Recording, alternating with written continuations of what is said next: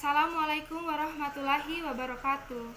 Saya Anggi Anggraini dari jurusan D3 Kebidanan tingkat 1B Poltekkes Kemenkes Kendari. Dalam video kali ini, saya akan menjelaskan tentang sistem perkemihan. Sistem perkemihan adalah suatu organ yang memproduksi, menyimpan, dan mengalirkan urin pada manusia. Sistem ini terdiri dari ginjal, ureter, kandung kemih, dan uretra. Ginjal. Ginjal merupakan organ terpenting dalam mempertahankan homeostasis cairan tubuh secara baik. Ginjal berwarna coklat kemerahan, berbentuk seperti biji kacang yang terletak di belakang peritoneum pada kedua sisi vertebra lumbalis 3 yang melekat langsung pada dinding abdomen. Ginjal kanan sedikit lebih rendah dari ginjal kiri karena adanya lobus hepatis destra yang besar. Fungsi ginjal meliputi 1.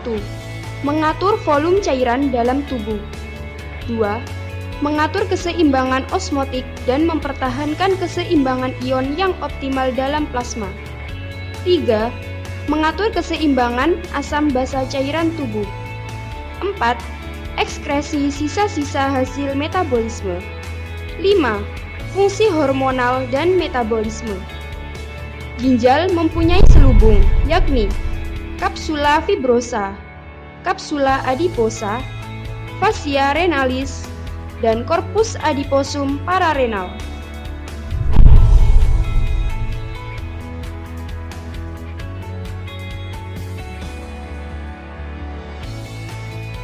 Satu.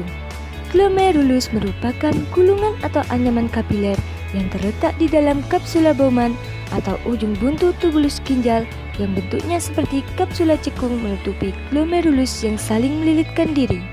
Glomerulus menerima darah dari arteriola afferent dan meneruskan darah ke sistem vena melalui arteriola efferent. Natrium secara bebas difiltrasi dalam glomerulus sesuai dengan konsentrasi dalam plasma. Kalium juga difiltrasi secara bebas. Diperkirakan 10-20% kalium plasma terikat oleh protein dan tidak bebas difiltrasi sehingga kalium dalam keadaan normal. 2. Tubulus proximal convoluta. Tubulus ginjal yang langsung berhubungan dengan kapsula Bowman dengan panjang 15 mm dan diameter 55 mm. Bentuknya berkelok-kelok menjalar dari korteks ke bagian medula dan kembali ke korteks. Sekitar 2/3 dari natrium yang terfiltrasi diabsorpsi secara isotonik bersama klorida dan melibatkan transportasi aktif natrium. Peningkatan reabsorpsi natrium akan mengurangi pengeluaran air dan natrium. Hal ini dapat mengganggu pengenceran dan pemekatan urin yang normal. Kalium diresorpsi lebih dari 70%. Kemungkinan dengan mekanisme transportasi aktif akan terpisah dari reabsorpsi natrium. 3. Ansa Handler. Bentuknya lurus dan tebal. Diteruskan ke segmen tipis, selanjutnya ke segmen tebal. Panjangnya 12 mm. Total panjang ansa Handler 2-14 mm. Klorida secara aktif diserap kembali pada cabang ascendens ansa Handler. Dan natrium bergerak secara pasif untuk mempertahankan kenetralan listrik. Sekitar 25% natrium yang difiltrasi diserap kembali karena nefron bersifat tidak permeabel terhadap air. Resorpsi klorida dan natrium di pars ascendens penting untuk pemekatan urin karena membantu mempertahankan integritas gradiens konsentrasi medula.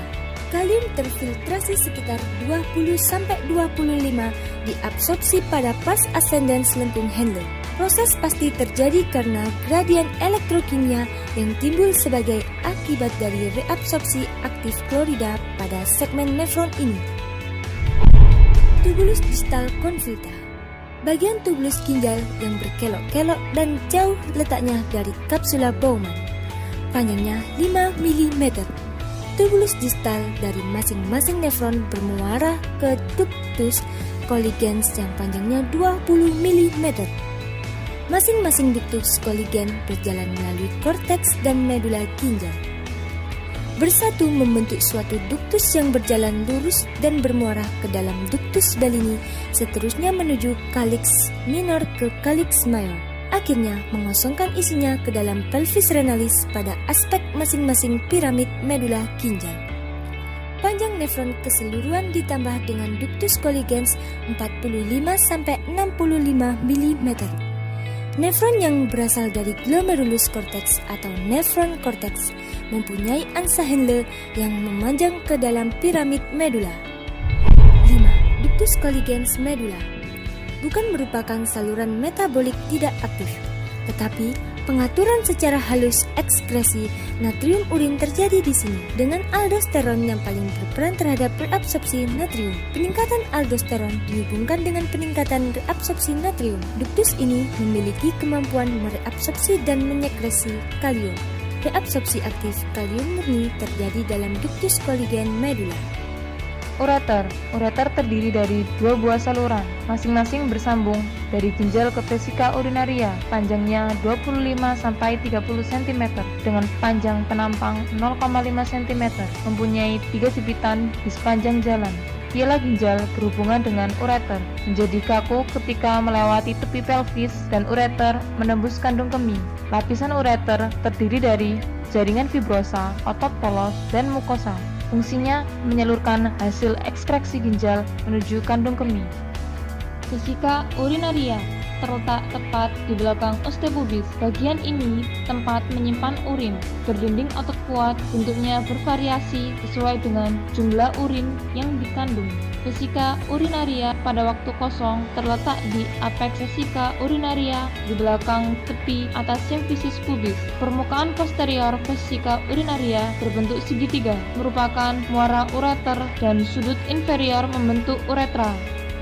Uretra merupakan alur sempit yang berpangkal pada kandung kemih dan fungsinya menyalurkan urin keluar. Panjang uretra laki-laki 17,5 sampai 20 cm, mulai dari orifisium uretra interna dalam vesika urinaria sampai orifisium uretra eksterna pada penis.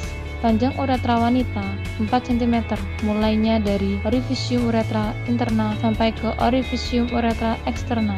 Uretra ini terdapat di belakang simfisis pada dinding anterior vagina, menjulur oblik ke bawah dan menghadap ke depan. Proses pembentukan urin terjadi dalam 3 tahap, yaitu filtrasi, reabsorpsi, dan sekresi. Cairan yang akan disaring oleh nefron dibawa oleh darah ke glomerulus. Setiap hari ada sebanyak 180 liter air yang disaring oleh glomerulus. Ini berarti bahwa cairan dalam tubuh kita disaring sampai 30 kali dalam sehari. Setiap saat, darah kotor melewati ginjal dan keluar menjadi darah bersih. Darah yang telah memasuki ginjal akan datang kembali untuk disaring setelah beberapa jam. Kapiler glomerulus sangat mudah dilewati oleh molekul air dan larutan kecil. Tekanan darah di dalam ginjal tinggi sehingga air menuju ke glomerulus. Komposisi hasil filtrasi yang masuk ke glomerulus adalah air, NaCl, ion bikarbonat, ion hidrogen, urea, glukosa, asam amino, dan sisa obat-obatan. Panel berwarna hitam adalah aliran reabsorpsi, sedangkan yang berwarna biru adalah sekresi. Pada tubulus proksimal terjadi reabsorpsi glukosa, asam amino, NaCl, air, ion bikarbonat, dan sekresi ion hidrogen dan sisa obat-obatan. Kemudian, aliran urin menurun mengikuti pembuluh dan sampai di lengkung Henle, di mana terjadi reabsorpsi air dan NaCl.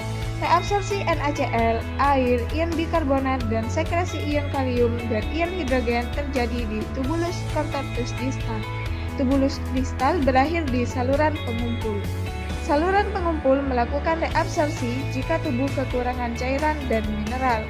Hasil reabsorpsi dan filtrasi inilah yang akan dikumpulkan